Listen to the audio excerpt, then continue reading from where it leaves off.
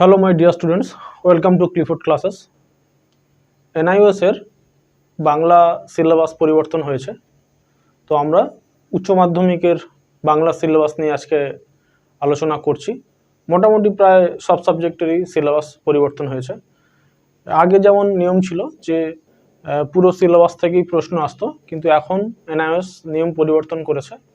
সেখানে 40% syllabus TM এর জন্য রাখা হয়েছে, অর্থাৎ যে অ্যাসাইনমেন্ট লিখতে হয় সিলেবাসের বেশ কিছু লেসনস, প্রায় 40% লেসনস সেখান থেকে টিএমএ বানাতে হবে, এবং 60% যে সিলেবাস আছে সেখান থেকেই যে পাবলিক এক্সামিনেশন, যেটা বছরে দুবার হয়, এপ্রিল এবং অক্টোবরে, সেই পাবলিক এক্সামিনেশনের পরীক্ষা যে সিলেবাস থেকে হবে সেটা 60% সিলেবাস। মোটামুটি প্রায় সমস্ত সাবজেক্টের ক্ষেত্রে এটা করা হয়েছে। তো আমরা আজকে বাংলার সিলেবাস নিয়ে আলোচনা করছি, যে বাংলার যে 60% সিলেবাস, যেটা পাবলিক এক্সামিনেশন যেখান থেকে প্রশ্ন আসবে, সেটার কি কি থাকছে। তো প্রথমে যদি আমরা দেখি উচ্চ মাধ্যমিক বাংলা সিলেবাস, যার বাংলার কোড নম্বর এনআইওএস 303। মোট অধ্যায় আছে সিলেবাসে 35টি, যার 40% টিএমএ থাকবে। 12টি অধ্যায় থেকে টিএমই রেডি করতে হবে, এবং 23টা সিলেবাস আছে, 23টা লেসনস, সেখান থেকে পাবলিক এক্সামিনেশন হবে। আমরা জানি যে বাংলার টোটাল হচ্ছে 100, তার মধ্যে টিএমএ হচ্ছে 20, আর বাকি হচ্ছে 100 হচ্ছে থিওরি। অর্থাৎ যে সমস্ত সাবজেক্টের 100-এর 20%, মানে থিওরি যত নম্বর থাকে তার 20% হচ্ছে টিএমএ থাকে। তো বাংলার থিওরি এক্সাম হবে 100 নম্বর, আবার টিএমএ থাকবে 20 নম্বর। তার মানে অ্যাকচুয়ালি পরীক্ষা হচ্ছে 120 মার্কসের, 120 নম্বরের পরীক্ষা হবে, কিন্তু নম্বর দেয়া হবে 100-র মধ্যে। ঠিক আছে, এটা এনআইওএস এর মজা। পরীক্ষা হবে 120 নম্বরের, কিন্তু নম্বর হিসাবে 100-র মধ্যে, যার জন্য পার্সেন্টেজ অনেকটা এনআইওএস থেকে বেশি পাওয়া যায়। তো যাক, আমরা যেটা আলোচনা করছি সেটা হচ্ছে যে বাংলায় কোন কোন লেসনসগুলো সিলেবাসের মধ্যে আছে, যেটা থেকে পাবলিক এক্সামিনেশন হবে। তো সেক্ষেত্রে যদি আমরা বলি, তাহলে দেখব যে মডিউল 1, 3টে মডিউল আছে, মডিউল 1, মডিউল 2, মডিউল 3, 3টে মডিউল। যেটা মডিউল 1, তার মধ্যে মডিউল যে 1, তার লেসন নম্বর 8 বা 8 নম্বর অধ্যায় হচ্ছে বিড়াল। এটা হচ্ছে বঙ্কিমচন্দ্র চট্টোপাধ্যায়ের লেখা। বঙ্কিমচন্দ্র চট্টোপাধ্যায়, তার কমলাকান্তের দপ্তর থেকে এই বিড়াল যে টপিকটা, এইটা রচনাটা নেওয়া হয়েছে। সব্যসাচী, শরৎচন্দ্র চট্টোপাধ্যায়, তার যে পথের দাবি উপন্যাস, বিখ্যাত পথের দাবি উপন্যাস, বিপ্লবী দেশ স্বাধীন হওয়ার সময় একজন বিপ্লবীর জীবন নিয়ে লেখা। সেই বিখ্যাত বিপ্লবীর নাম ছিল সব্যসাচী। এখানে সেই সব্যসাচীকে নিয়েই এই রচনাটা এনআইওএস সিলেবাসে দেওয়া হয়েছে। লেসন নম্বর 11, অতীতের বোঝা। এইটা এস ওয়াজেদ আলী তার রচনা থেকে নেওয়া, অতীতের বোঝা।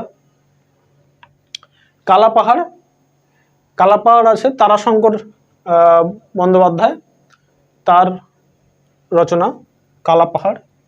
অনাচার আছে লেসন নম্বর 22, আশাপূর্ণা দেবী, সামাজিক একটা বিষয় নিয়ে, যে একজনের স্বামী মারা গিয়েছেন, কিন্তু তিনি বিধবার বেশে না থেকে সধবার বেশে থাকতেন, যাতে তার শ্বশুর মশাই তার পুত্রের শোকে কাতর হয়ে তার মৃত্যু না হয়।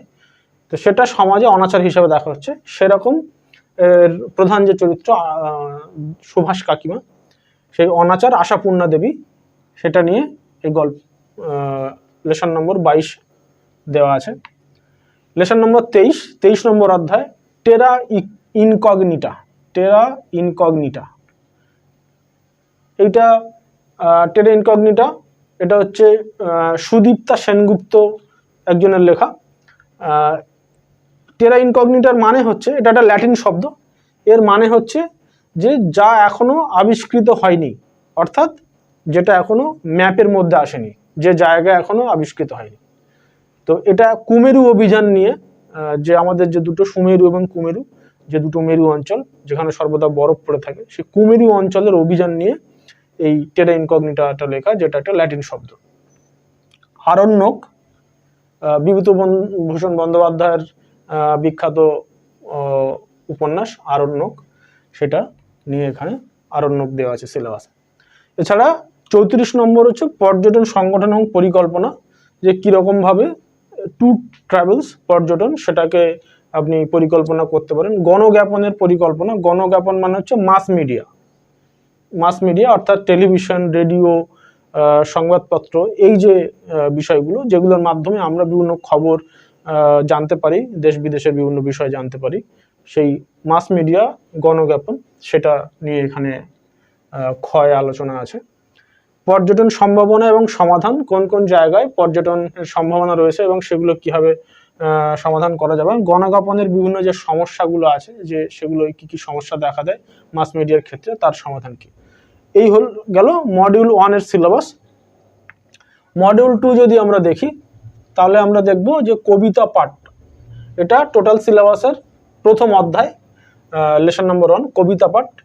কিভাবে কবিতা পাঠ করা হয়, তার কি কি ধরন আছে, কিভাবে বোঝা যায়, কিভাবে তার অর্থ উদ্ধার করতে হয়, সেটার একটা আলোচনা এখানে দেওয়া আছে।